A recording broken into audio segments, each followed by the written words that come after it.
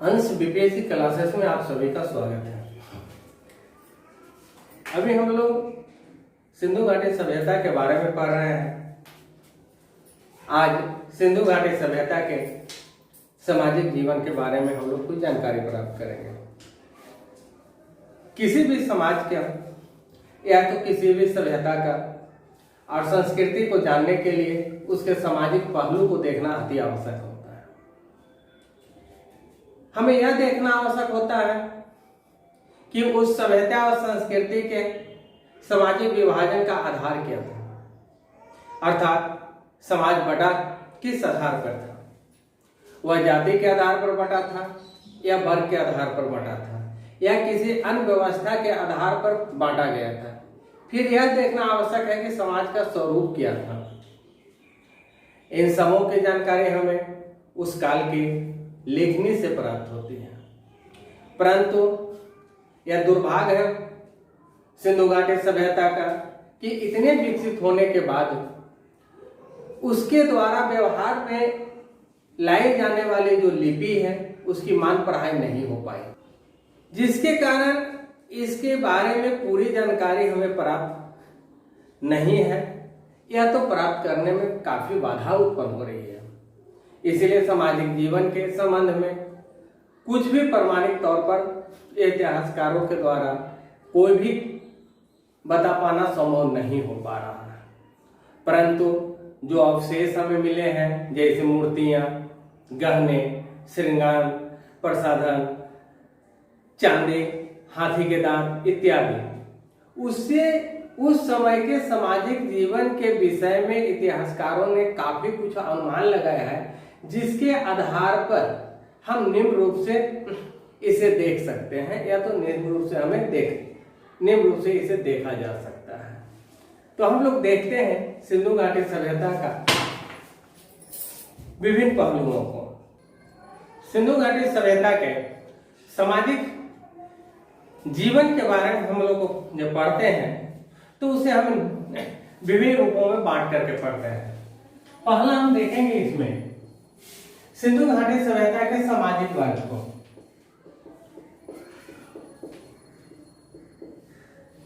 सामाजिक वर्ग, उसके बाद हम लोग आएंगे समाज का स्वरूप क्या था, अर्थात समाज का स्वरूप। इसके बाद देखेंगे इसका खान पान की व्यवस्था क्या थी।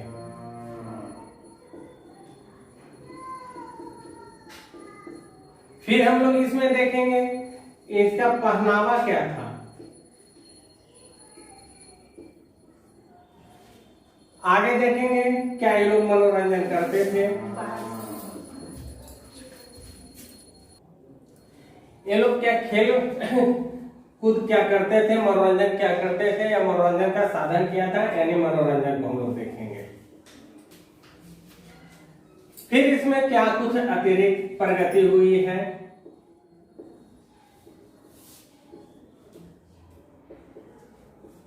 उसके बारे में हम लोग देखेंगे और लास्ट में देखेंगे हम लोग इसका शिक्षा के बारे में।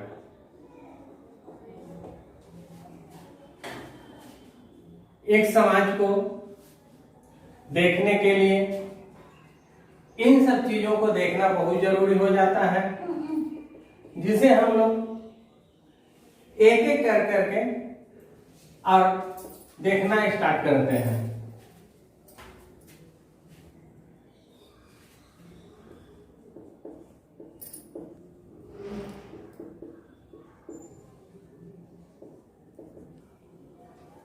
सर्वप्रथम हम लोग देखें सामाजिक वर्ग, अर्थात समाज का विभाजन क्या है उसके बारे में।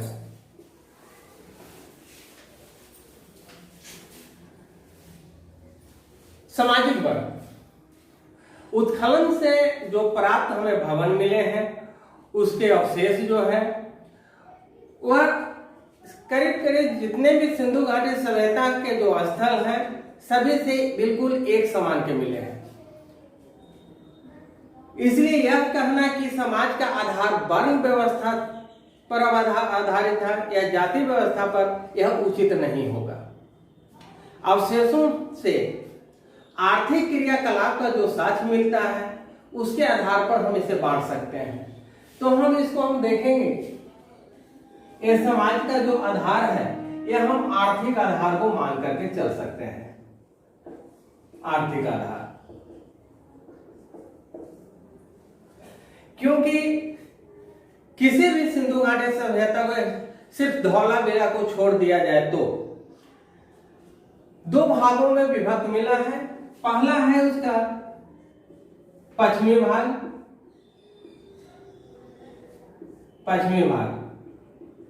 यह जो पश्चिमी भाग है यह ऐसे लोगों का है जो सुविधा संपन्न है, सुविधा संपन्न। कारण कि ये लोग जो थे वो किलों में रहा करते थे।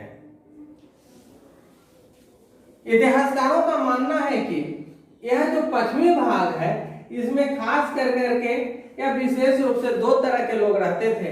एक जो थे वो विद्वान थे,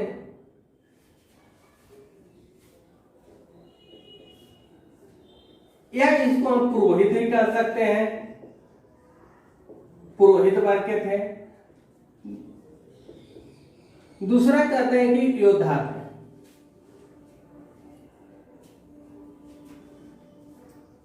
दूसरा हम देखते हैं इसमें पूर्वी भाग, पूर्वी भाग को भी देख रहे थे। इसमें भी है सुविधा संपन्न लोग, लेकिन यहां किला आपको देखने को नहीं मिलता है। दूसरी चीज देखना है कि पूर्वी भाग में जो मध्यम वर्ग रहते हैं उसकी हम लोग कल्पना कर सकते हैं, या तो फिर श्रमिक वर्ग का। मध्यम वर्ग में अगर हम देखेंगे यानी दो भाग में हम लोग पूर्वी भाग को भी बांट लें। एक है मध्यम वर्ग,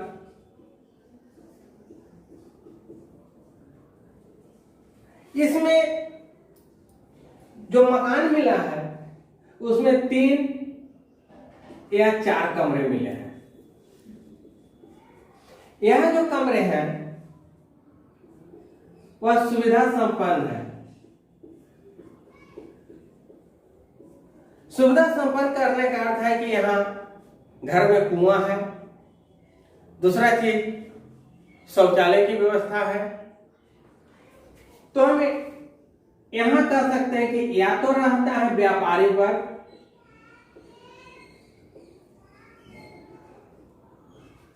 दूसरा जो इसमें रहता है वो है शिल्पकार।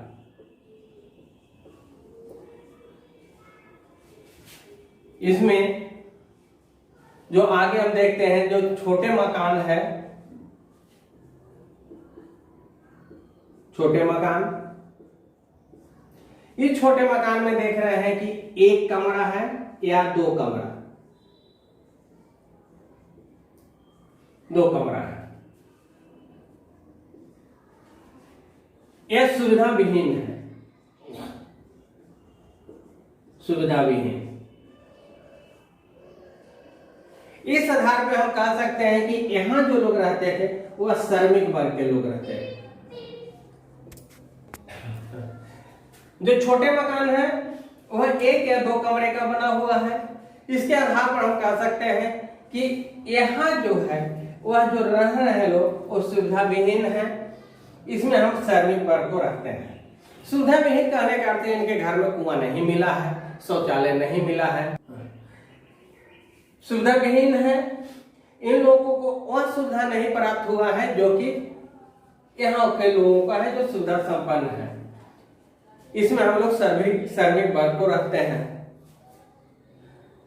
इस आधार पर हम कह सकते हैं कि सिंधु घाटी के सभ्यता का जो सामाजिक जो आधार था वह आर्थिक घटकों पर आधारित था। अब इसमें आगे आते हैं, इसमें देखते हैं समाज का स्वरूप।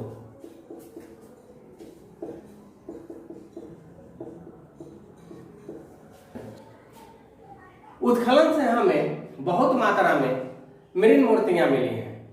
ये मूर्तियां नारी की है, इस आधार पे हम कह सकते हैं कि सिंधु घाटी सभ्यता का समाज जो था उसमें नारी का बहुत मूल स्थान था, या तो हम कह सकते हैं प्रमुख स्थान था।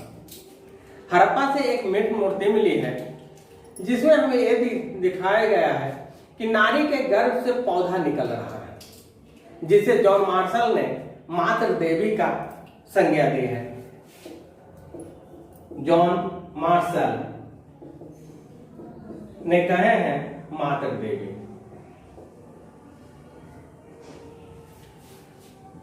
बनावली से 3 मूर्तियां हमें मिली है, जो है सोम मुद्रा में, रुद्र मुद्रा में और काम मुद्रा में। उपरोक्त आधारों पर हम यह अनुमान लगा सकते हैं कि हड़प्पा समाज जो था वो मात्र प्रधान या मात्र सत्तात्मक था। समकालीन मेसोपोटामिया का भी समाज को हम देखते हैं तो वह भी समाज जो है वो मात्र सत्तात्मक ही है। तो हम यहाँ पर याद करने के लिए लिख सकते हैं सिंधु घाटी, सिंधु सभ्यता या सत्तात्मक। हम लोग देखते हैं सिंधु घाटी सभ्यता का खान पान।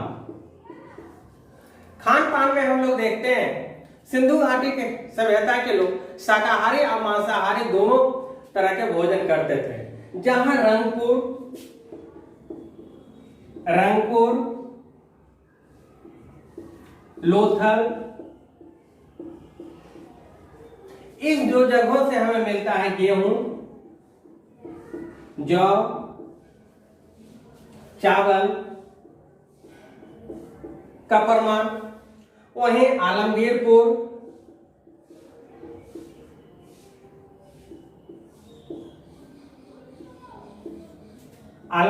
से हमें मिलता है बेलन, जिसका आप लोगों को पता होगा कि यह रोटी बनाने के काम में आता है। कालीबंगा, यहां से हमें मिला है तिल, जूते खेत।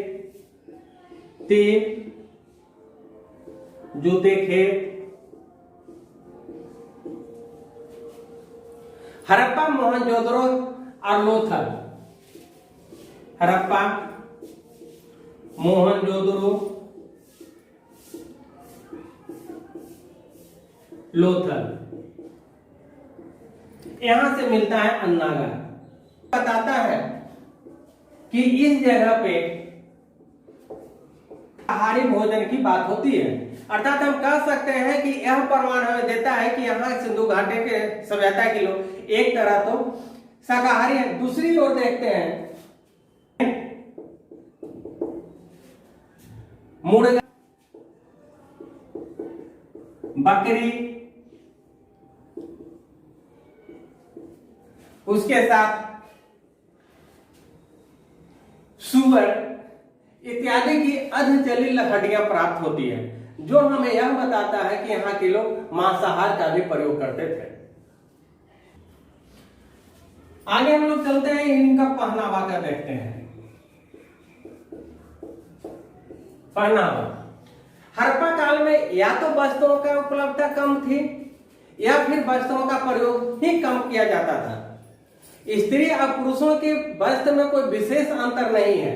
जहां एक पुरुष की मूर्ति मिली है जो शाल ओढ़े हुए हैं, परंतु हड़प्पा वासियों को ही सर्वप्रथम कपास उगाने का श्रेय जाता है। हम कह सकते हैं कि कपास की जो खेती है यह जो है हड़प्पा सभ्यता,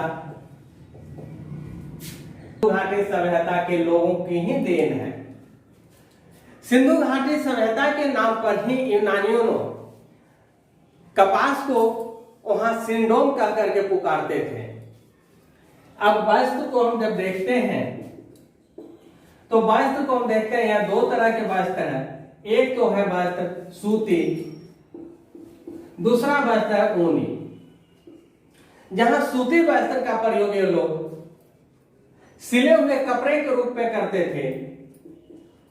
सिले हुए हैं, यहां बिना सिले हुए हैं।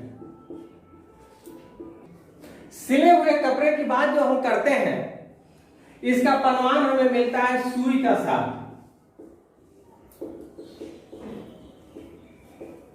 बिना सिले हुए के बाद जब करते हैं, यहाँ एक कपड़ा हमें मिलता है मूर्तियों के कपड़े में लिपटी हुई।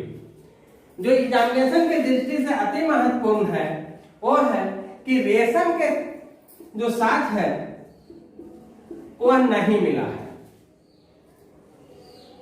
इसके बाद हम लोग आते हैं, इसके बाद हम लोग आगे देखते हैं खेल और प्रतियोगिता। खेल प्रतियोगिता उत्खनन से हमें हड़प्पा और मोहनजोदड़ो से घनाकार पासे मिले हैं। पासे मिले हैं। यह जो पासा है वर्तमान में जो लोग लीडो खेलते हैं उसका पासा भी घनाकार होता है। अर्थात हम कह सकते हैं कि वहां घनाकार पासे किसी खेल को लिए लाते होंगे। वहीं लोथल से शतरंज का बोर्ड मिला है। हड़प्पा और मोहनजोदड़ो से हमें घनाकार पासे मिले हैं। वर्तमान में हम लोग जो देखते हैं, जो लूडो लोग खेलते हैं, उसका पासा ही घनाकार होता है। इससे हम यह अनुमान लगा सकते हैं कि उस समय भी लूडो जैसी कोई चीज का ये लोग प्रयोग करते थे खेल के रूप में। लोथल से हमें शतरंज का एक बोर्ड मिला है। वहीं धौलावीरा में स्टेडियम का साथ मिलता है, जहां उस समय हो सकता है कि किसी तरह का खेल प्रतियोगिता का आयोजन किया जाता होगा। हड़प्पा से एक मुहर मिला है जिसपे शिकार का अंकन है। इससे यह पता चलता है कि हड़प्पा काल में या सिंधु घाटी सभ्यता में लोग खेल और प्रतियोगिता का भी आयोजन किया करते थे। अब आते हैं हम लोग मनोरंजन की ओर।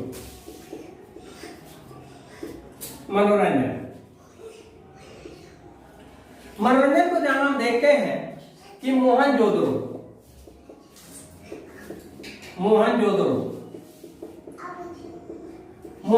से हमें नर्तकी मिली है। यह कांसे की है। हड़प्पा से बीजा मुहर मिला है।